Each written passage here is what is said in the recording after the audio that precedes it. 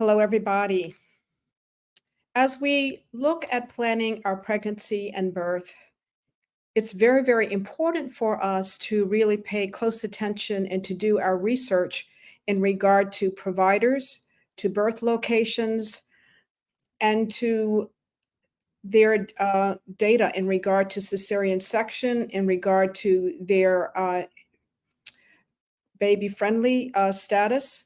When we're talking about individual providers, it's also very, very important for us to understand has their background been, particularly when we're moving into out of hospital practices. However, what's really important is to know that as we consider out of hospital practices, that there are three major reasons as to why one should not consider home birth. And I know that as the maternal mortality crisis has increased, particularly for women of color and Black women in particular, many may be looking at how to move outside of the traditional healthcare system. However, as we look to do that, it's very, very important to be wise, to do our homework, and to weigh benefits and risks. So, what we do know is that there are some contraindications for home birth.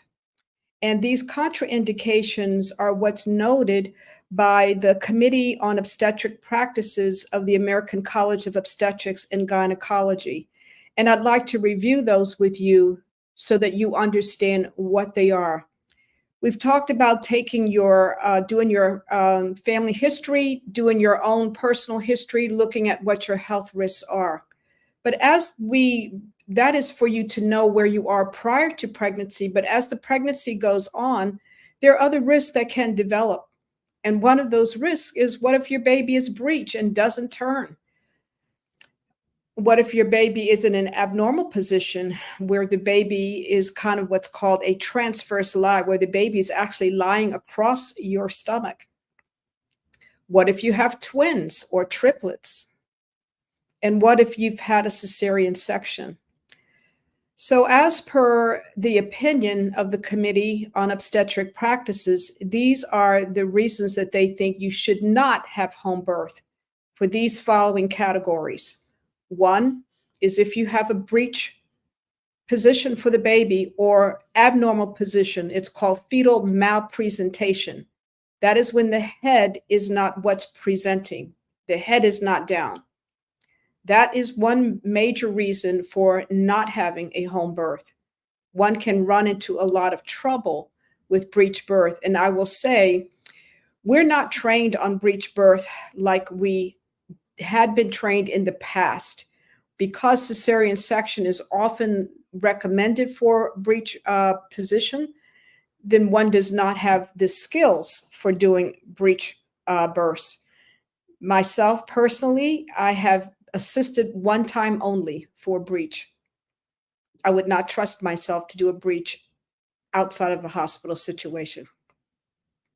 Number two is if there are multiple gestations, meaning, are you carrying twins or triplets or quads? If you have more than one baby, do not plan an out of hospital birth. That should be happening within the hospital. Number three is if you've had a previous cesarean section. And that is another reason for not planning to have home birth. Keep in mind the ultimate goal with pregnancy and birth planning, or birth wishes, as we want to think, is that our wish, the ultimate outcome is to have a healthy mom and a healthy baby at the end of it all. So as you consider providers, consider locations, keep this in mind. Now, do you know how to find out the information on providers that you are looking at to use for your care? Do you know how to find out information on what type of birth facility that you want to be in, whether it is a hospital, whether it is a birth center? What about for the provider? Do you know how to find out information about the provider that you want to use? If you don't know how to do that, then I want to invite you to attend my free webinar, which I'm going to do at 8 o'clock p.m. tonight in about another 45 minutes, or actually half an hour. And I will talk about being able to choose birth providers and also birth locations. And I will also talk more about my coaching program for mastering pregnancy and birth. And that program will include a lot of very detailed information on how to choose birth provider and birth locations. So thank you so much for the time that you have spent tonight. I'm going to ask you one more time, if you like the information you are receiving, please subscribe to this channel. And also to push that like button.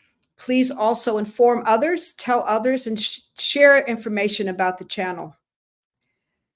So tell your mom, your dad, your aunts, uncles, sisters, brothers, cousins, girlfriends, boyfriends, everyone. Have a great night, and I look forward to seeing you in my free webinar at 8 p.m. That information will be in the description below. Thank you. Bye-bye.